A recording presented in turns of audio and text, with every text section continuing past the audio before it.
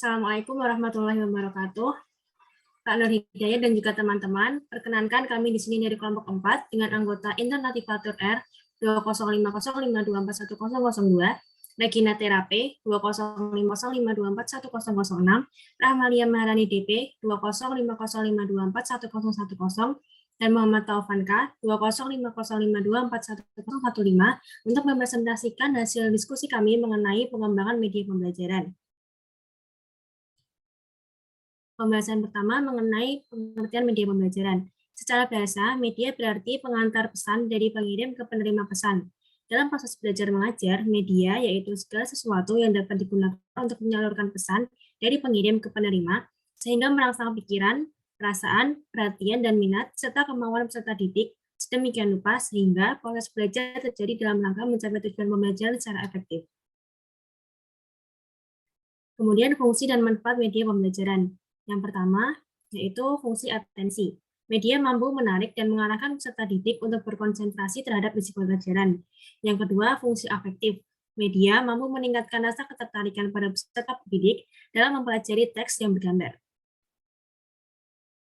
Fungsi kognitif. Media mampu memperlancar pencapaian tujuan untuk memahami dan mengingat informasi atau pesan yang terkandung dalam gambar. Dan yang keempat, fungsi kompensatoris. Media mampu memberikan konteks untuk memahami teks, membantu peserta didik yang lemah dalam membaca untuk mengorganisasikan informasi dan mengingatnya kembali. Kemudian ada beberapa manfaat media pembelajaran. Yang pertama, pembelajaran akan lebih menarik perhatian siswa sehingga menumbuhkan motivasi siswa dalam belajar. Yang kedua, bahan belajar akan lebih jelas maknanya sehingga lebih mudah dipahami. Yang ketiga, memungkinkan terjadinya peningkatan penguasaan siswa dan ketercapaian tujuan pembelajaran. Yang keempat, metode mengajar menjadi bervariasi, sehingga guru tidak bosan dan kehabisan tenaga. Yang kelima, siswa semakin memiliki kegiatan belajar, sebab tidak hanya mendengarkan saja uraian guru, tapi juga aktivitas lain seperti mengamati, melakukan, dan mendemonstrasikan. Yang berikutnya, memberikan pengalaman yang tidak mudah diperoleh dengan cara lain, dan yang terakhir, membantu efisiensi dalam belajar. Selanjutnya, klasifikasi media pembelajaran. Yang pertama yaitu media pembelajaran berbasis visual, merupakan media pembelajaran yang menyalurkan pesan lewat indera penglihatan. Dapat dikelompokkan menjadi 3 macam, yaitu media grafis, media OHT atau OHP, dan media modul. Media grafis merupakan media visual yang berfungsi untuk menyalurkan pesan dari sumber ke penerima melalui perpaduan antara pengungkapan kata-kata dan gambar. Yang kedua, media OHP atau media transparansi, yaitu media visual proyeksi dengan bahan transparan. Yang ketiga, media modul, yaitu media visual berupa paket program pembelajaran yang berisi tujuan belajar, bahan pelajaran, metode, dan sebagainya. Yang kedua, media pembelajaran berbasis audio, merupakan media penyaluran pesan melalui indera pendengaran. Terdiri dari 2 media, yaitu media rekaman dan media radio. Media rekaman yaitu sesuatu yang direkam kemudian dapat diputar kembali suatu waktu. Yang kedua, media radio yaitu teknologi yang digunakan untuk pengiriman sinyal dengan cara modulasi dan radiasi elektromagnetik. Yang ketiga, media pembelajaran berbasis audio visual, merupakan media penyaluran pesan dengan memanfaatkan indera pendengaran dan penglihatan. Terdiri dari 2 media. Yang pertama, media film dan video, yaitu rekaman dari orang atau benda dengan alat rekam atau hanya berupa animasi. Yang kedua, televisi, yaitu media telekomunikasi yang berfungsi menerima siaran gambar bergerak serta suara melalui kabel. Yang keempat, media pembelajaran berbasis internet, terdiri dari 2, yaitu email atau electronic mail, yaitu surat yang pengirimannya menggunakan sarana elektronik, yakni dengan menggunakan jaringan internet. Yang kedua, blog, yaitu teks dokumen, gambar, objek media, dan data yang tersusun secara hierarkis dan menurut kronologi tertentu dan dapat dilihat melalui browser internet. Selanjutnya yaitu pengembangan media pembelajaran. Yang pertama yaitu mengenai pengertian pengembangan media pembelajaran. Pengertian dari pengembangan media pembelajaran merupakan suatu proses yang dipakai dalam mengembangkan sebuah produk dengan memberikan stimulus kepada siswa dalam proses pembelajaran atau usaha penyempurnaan media pembelajaran yang digunakan untuk menyalurkan pesan informasi pembelajaran yang dapat merangsang pikiran, perasaan, perhatian, dan kemauan siswa, sehingga dapat mendorong terjadinya proses belajar mengajar yang disengaja, bertujuan, dan terkendali dengan baik sehingga diperoleh bentuk yang memadahi. Kemudian selanjutnya, kemanfaatan media pembelajaran. Pemanfaatan media pembelajaran oleh pendidik diharapkan dapat, yang pertama, menciptakan pengalaman belajar yang lebih bermakna. Yang kedua, memfasilitasi proses interaksi antara peserta didik dengan pendidik, sesama peserta didik, dan peserta didik dengan ahli bidang ilmu yang relevan di mana saja. Dan yang ketiga, memperkaya pengalaman belajar mahasiswa. Media yang dikembangkan sendiri oleh guru atau pendidik dapat menghindari ketidaktepatan karena dirancang sesuai kebutuhan, potensi sumber daya, dan kondisi lingkungan masing-masing, serta meningkatkan kreativitas dan kemampuan inovasi para pendidik sehingga dihasilkan profesionalitas pendidik. Selanjutnya, keterbatasan media pembelajaran. Yang pertama, ketersediaan media pembelajaran di berbagai sekolah masih kurang dan belum merata. Yang kedua, ada sekolah yang mampu menyediakan beragam media pembelajaran dalam jumlah yang relatif banyak, namun masih ada juga yang belum memiliki ragam dan jumlah media pembelajaran yang diperlukan. Yang ketiga, ada guru yang menggunakan media yang beragam dan banyak secara maksimal, tetapi masih ada juga yang menggunakannya secara minimal.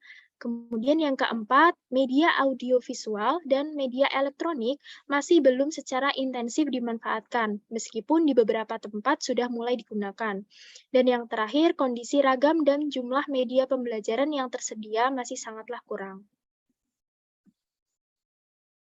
Selanjutnya yaitu prosedur pengembangan media pembelajaran. Ada 3, yang pertama adalah perencanaan media, di mana kegiatannya berupa, yang pertama, analisis kebutuhan dan karakteristik siswa. Yang kedua, perumusan kompetensi dan indikator hasil belajar. Yang ketiga, pengembangan materi pembelajaran. Yang keempat, perumusan alat pengukur keberhasilan. Dan yang kelima, penulisan naskah. Selanjutnya yaitu produksi media. Kegiatan produksi itu meliputi mengambil gambar, merekam suara, memadukan gambar dan suara, memasukkan musik, serta menyunting gambar dan suara itu supaya alur penyajiannya sesuai dengan naskah atau rancangan produksi, menarik dan tentunya mudah diterima oleh sasaran. Kegiatan produksi ini memiliki 3 kelompok personil yang terlibat di dalamnya, di antaranya sutradara atau pemimpin produksi, kerabat kerja, dan pemain. Kemudian yang ketiga ada evaluasi media. Tahapan evaluasi formatif terdiri dari 3, yakni evaluasi 1-1, evaluasi kelompok kecil, dan evaluasi lapangan. Kemudian ada syarat membuat media pembelajaran. Yang pertama, tujuan. Media dipilih dan digunakan oleh guru harus sesuai dengan tujuan pembelajaran yang telah ditetapkan, sehingga kegiatan belajar mengajar lebih efektif dan siswa dapat mengerti materi yang disampaikan. Yang kedua, efektivitas. Guru harus memilih media yang paling efektif dari berbagai media yang ada, sehingga media yang digunakan dalam menyampaikan materi kepada siswa adalah yang paling tepat dengan tujuan pembelajaran yang telah dirumuskan. Yang ketiga, kemampuan guru dan siswa. Dalam menyampaikan materi kepada siswa, guru harus memilih media pembelajaran yang digunakan sesuai dengan kemampuan yang ada pada guru dan siswa dengan proses belajar yang menarik perhatian. Yang keempat, fleksibilitas. Dalam memilih media, guru haruslah memilih media yang fleksibilitas sehingga dapat digunakan dalam berbagai situasi, tahan lama, menghemat biaya, dan tidak berbahaya sewaktu digunakan dalam proses pembelajaran. Yang kelima, kesediaan media. Tidak semua sekolah menyediakan berbagai media yang dibutuhkan oleh guru untuk kegiatan belajar mengajar, karena sesuai dengan situasi dan kondisi pada masing-masing sekolah. Guru haruslah kreatif dalam menyediakan media pembelajaran. Yang keenam, manfaat. Dalam memilih media pembelajaran, guru harus dapat mempertimbangkan manfaat yang didapat dari pengadaan media tersebut bagi siswa dalam proses pembelajaran. Guru juga harus mempertimbangkan biaya pembuatan media pembelajaran, sehingga dengan biaya yang minimal dapat menghasilkan media pembelajaran yang bagus dan bermanfaat bagi siswa. Yang ketujuh, kualitas. Guru harus mempertimbangkan kualitas dari media tersebut. Media pembelajaran harus dibuat dengan mutu dan kualitas yang baik sehingga bisa tahan lama dan tidak mudah rusak dan dapat digunakan lagi oleh guru untuk proses belajar siswa di waktu yang lain.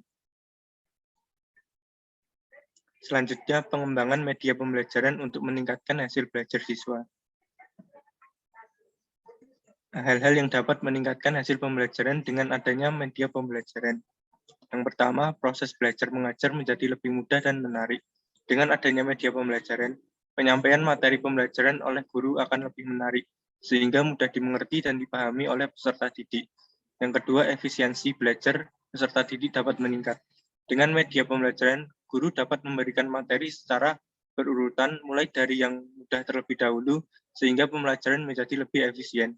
Yang ketiga, membantu konsentrasi belajar peserta didik. Media pembelajaran yang menarik dan sesuai dengan apa yang peserta didik perlukan akan lebih membantu peserta didik dalam berkonsentrasi karena dengan adanya media pembelajaran, peserta didik menjadi tidak merasa bosan. Selanjutnya yang keempat yaitu meningkatkan motivasi belajar peserta didik. Motivasi peserta didik dapat meningkat selama proses pembelajaran. Hal ini disebabkan karena perhatian peserta didik yang meningkat akibat adanya media pembelajaran. Yang kelima, memberikan pengalaman menyeluruh dalam belajar. Guru menggunakan media pembelajaran guna membantu peserta didik supaya mengerti materi secara keseluruhan, sehingga guru dan peserta didik mempunyai pengalaman yang sama dalam belajar. Yang keenam, yang terakhir yaitu siswa terlibat dalam proses pembelajaran. Dengan media pembelajaran, peserta didik bukan hanya sebagai objek, tapi menjadi subjek dalam kegiatan pembelajaran. Dengan begitu, maka peserta didik akan memiliki kesempatan untuk mengembangkan potensinya dengan melalui aktivitas dalam pembelajaran. Nah, berikut daftar pustaka dari sumber yang kami dapatkan. Demikian presentasi dari kami, kurang lebihnya mohon maaf. Wassalamualaikum warahmatullahi wabarakatuh.